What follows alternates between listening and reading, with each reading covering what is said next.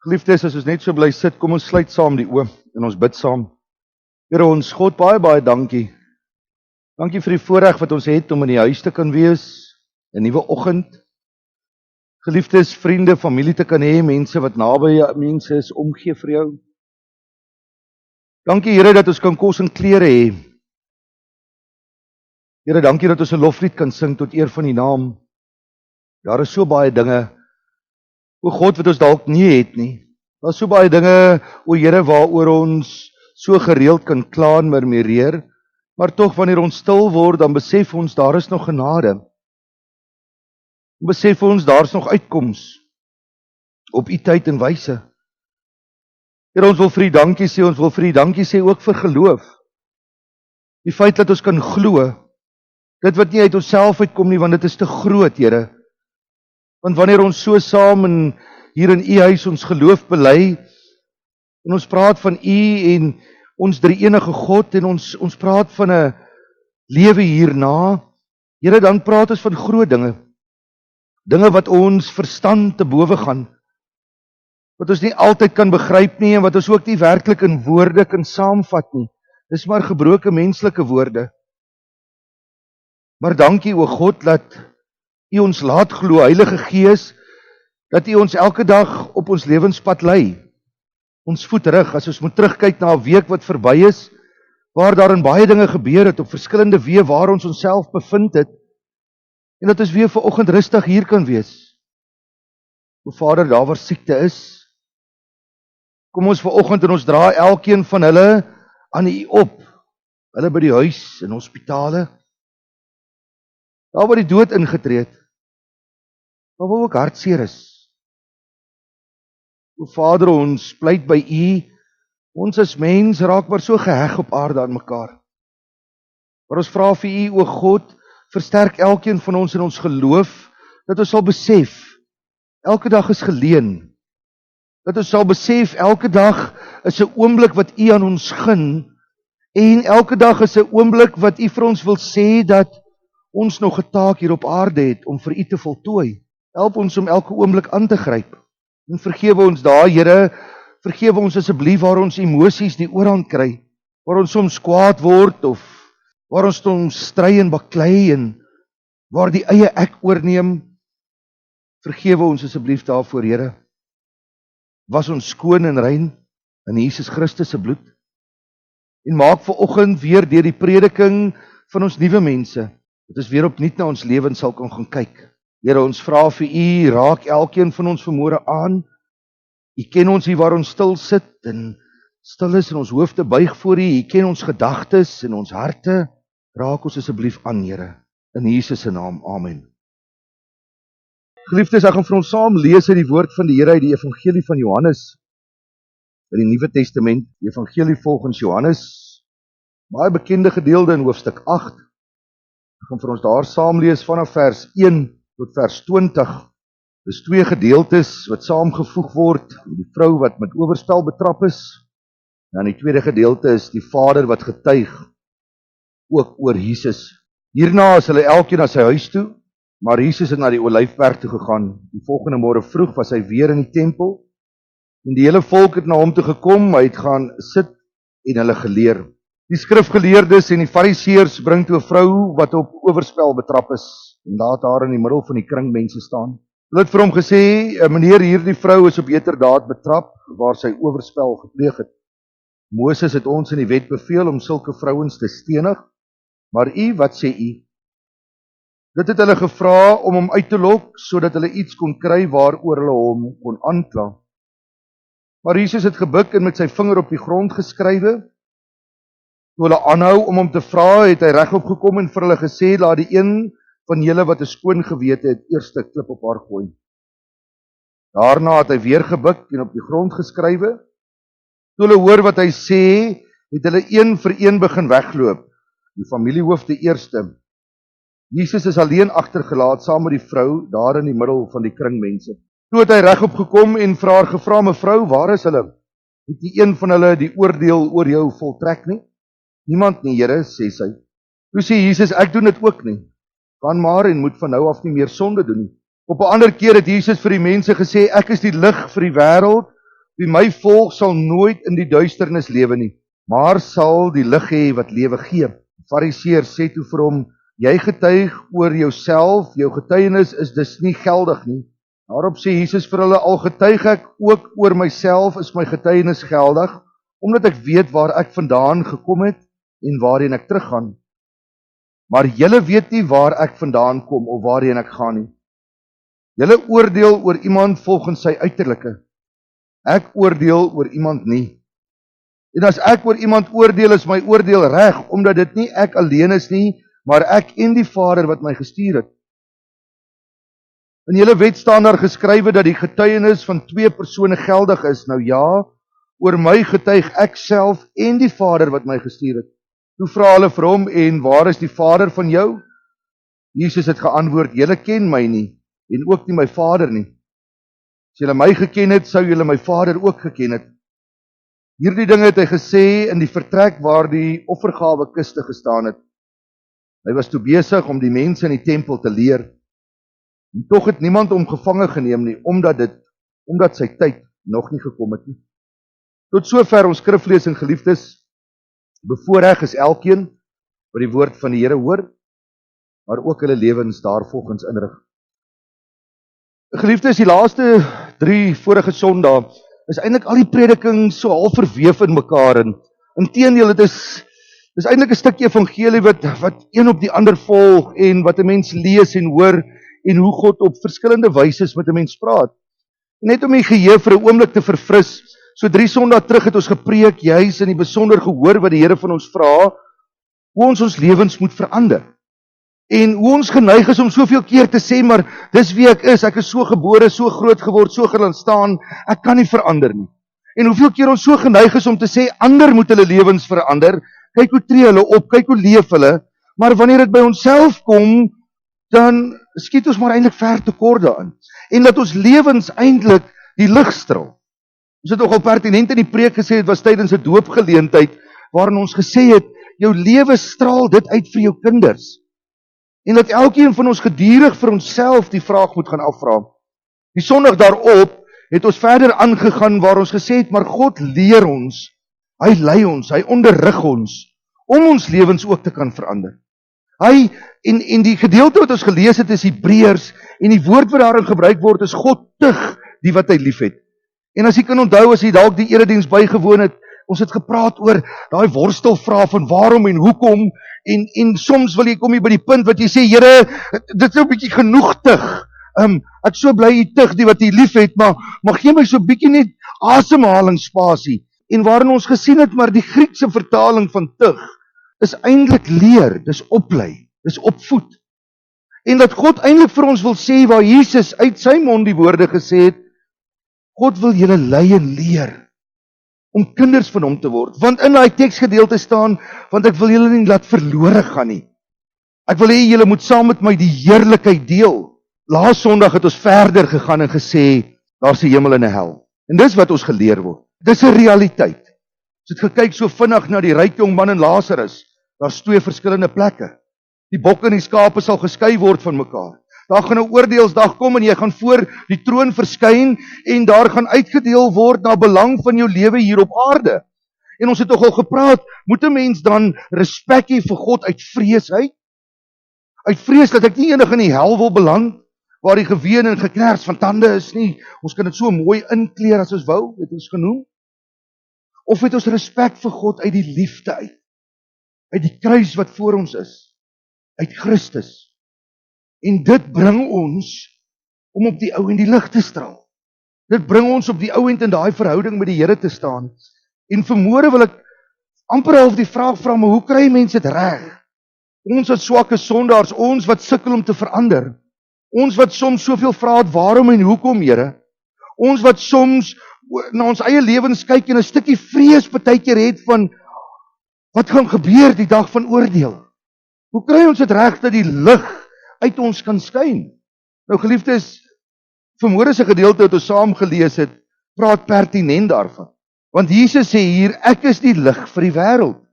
Wie na my toe kom sal nooit weer in die duisternis lewe nie, maar die lig hê wat die lewe gee. Nou, hierdie gedeelte wat ons vanmôre saam gelees het, sny diep. As jy geluister het na die tweede vers wat ons saam gesing het, u woord deurboor en wond, maar dit genees ook en maak gesond. Dis eintlik so mooi, want dis presies wat hierdie teks gebeur en wat Jesus vir ons wil kom sê. Want as die lig op ons lewens begin val van Jesus, dan is dit nie altyd lekker nie. Want as die lig op ons lewens val, geliefdes, as ons die lig val, as sy woord op ons lewens val en ons begin meet en pas en kyk, dan kom alles wat duister is aan die lig. En u weet hoe u voel as jy uitgevang word. As jy uitgevang word, as jy dalk 'n leuen vertel het. As jy uitgevang word deur iets wat jy gedoen het en wanneer ons iets doen, veral as jy nog 'n kind is, jy weet hoe dit voel. Jy weet hoe dit voel as jy besef jy staan eintlik in skaamte. Dit is eintlik wat God se woord doen. Want die oomblik is die lig, maar die wonderlike is ook daar's 'n stuk troos wanneer God se lig op ons skyn.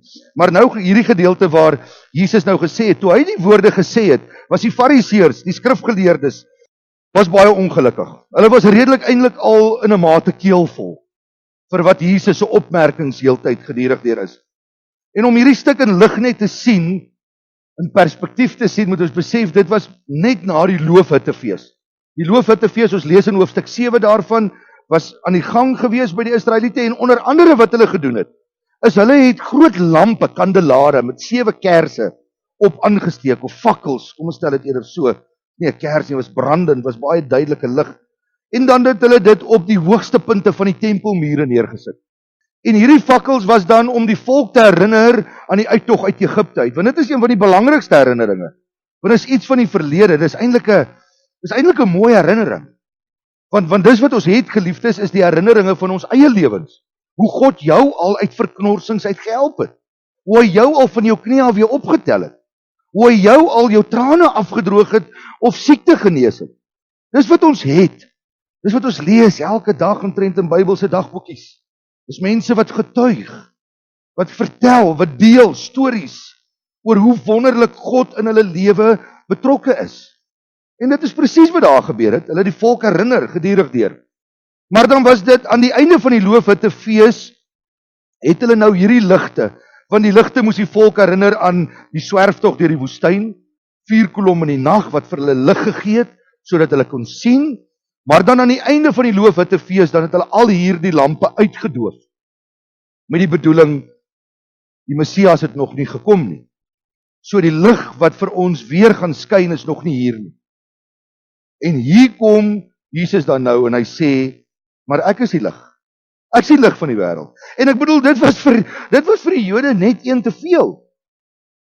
Wie is u om dit te sê? Wie is jy? Nie u nie, wie is jy om dit te sê, om hier van jouself te getuig? Lees ons hier.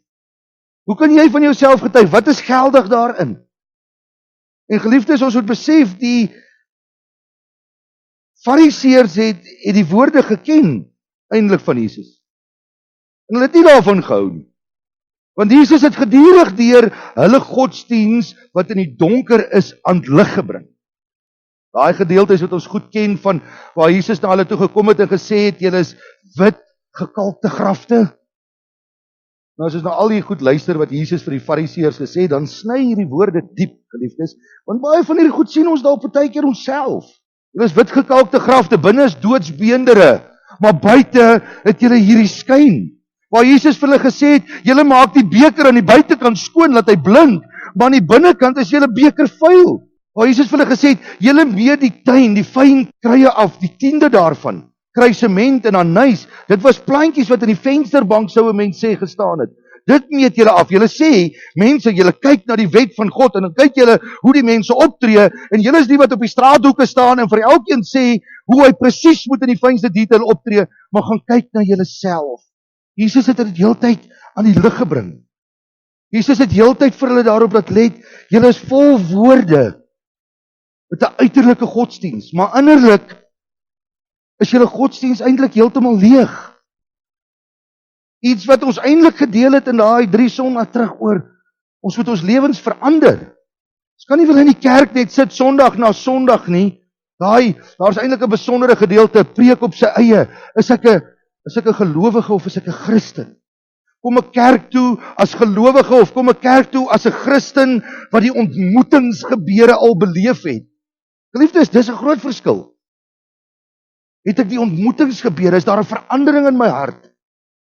Want daai verandering gaan sigbaar word in jou huis, in jou verhouding. Dit gaan sigbaar word waar jy leef, waar jou werk. Daai geuite woorde dalk van Jakobus, waarvan die hart vol is, loop die mond van oor. Dis die verandering.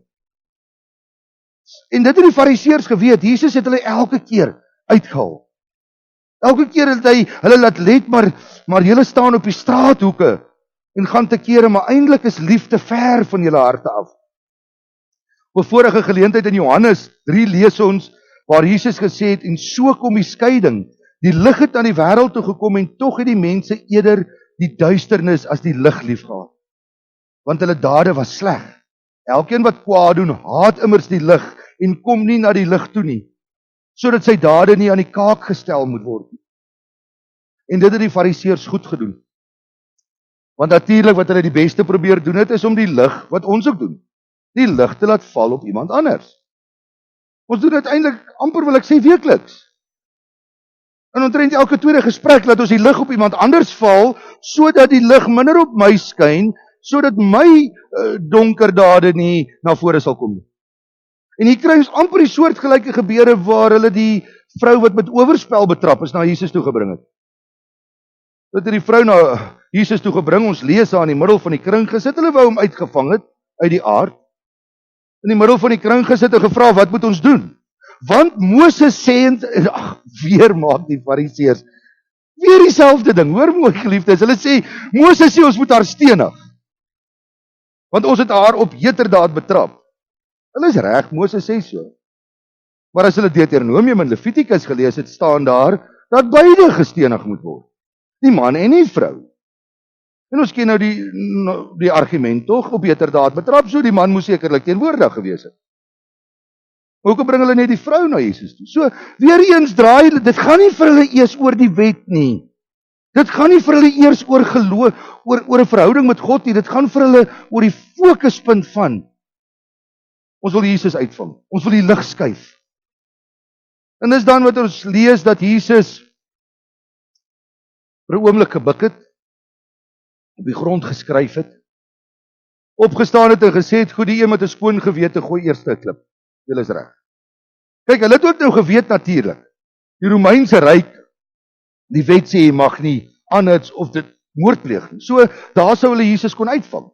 En die wet van Moses sê sy moet gestenig word. So Jesus moes een van die twee kies en dan sou hy by die ander een 'n fout gemaak het.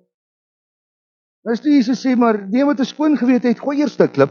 En dan lees ons, het hulle stadig weggeloop en wat het daar gebeur? Wat het gebeur? En dit is nogal interessant, geliefdes, as 'n mens na die moontlike opsies gaan sit en dink. Wat het gebeur toe Jesus gehurk het en op die grond begin skryf het? Dalk aan die een kant die Romeinse ryk destyds voordat die regter bevel gegee het of 'n uitspraak gemaak het hy eers dit geskryf op papier sodat almal dit kan lees en dan het hy dit verbaal hardop gesê. Of aan die ander kant die moontlikheid wat Jesus pertinent vir die Fariseërs heeltyd gesê het, al julle dade sal aan die lig kom. Hebreërs lees ons dit so mooi. Daar is niks in die skepping wat vir God onsigbaar is nie. Alles lê oop en bloot voor sy oë. En aan hom moet ons rekenskap gee. 'n Mens kan vir jouself dink, terwyl Jesus daar op sy hurke gesit het, dalk het die Fariseërs en die priesterhoofde nou om hom gestaan en gekyk wat hy doen, en hy het seker so begin en van links na regs het hy elkeen se naam neergeskryf. En langs die naam het hy seker geskryf die vrou se naam wat hy elke dag in sy gedagtes loop en begeer. Die familie se name wat hy ingedoen het om sy erfporsie groter te kry. Die ander wat hy ingedoen het en te nagekom het om sy sin te kon kry.